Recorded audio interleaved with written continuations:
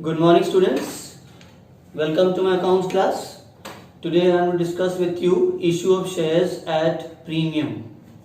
When the shares are issued more than its face value, then it is called issue of shares at premium. For example, a share of face value 10 rupees has been issued at 2 rupees premium. So the issue price is 12 rupees per share. That 2 rupees is called premium amount or premium rate. For that we open securities premium reserve account separately.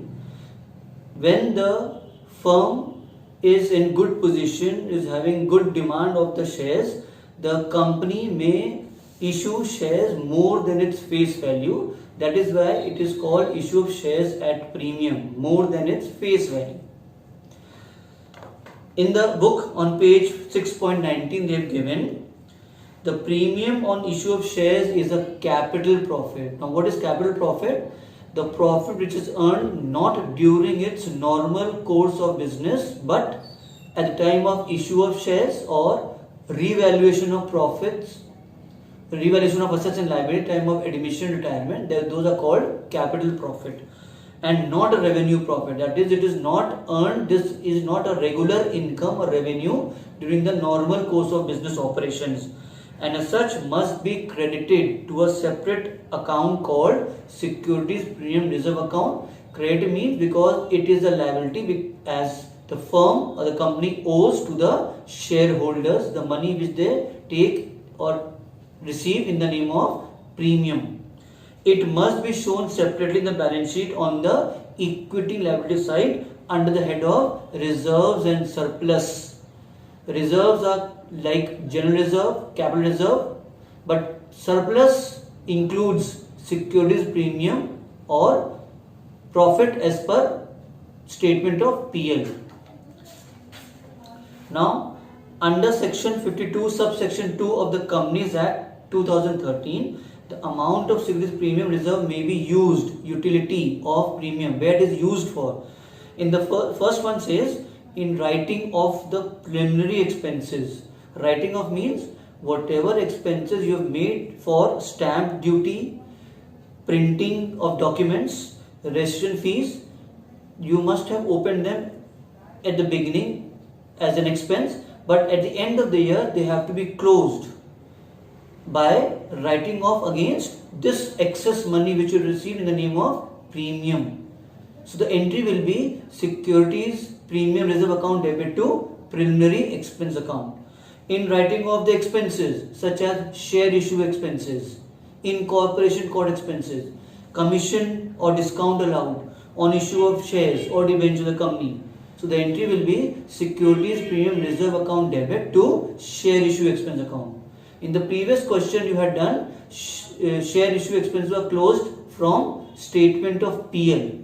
Now there is certain system we follow that these expenses are written off either from security premium reserve account first. If it is not there, then from general reserve. If general reserve is not there, then ultimately from statement of PL. So you have to keep in mind whenever nominal accounts such as share issue expenses, commission allowed, discount on issue of shares allowed, or stamp duty paid, registration fees paid, printing of documents paid, these all be written off against first from securities premium reserve account or from general reserve account or from statement of PL. For issuing fully paid bonus shares to shareholder company, in commerce you done bonus shares. These shares are issued to the shareholders who are already holding a stake in the company. This excess money will be used for issuing those shares.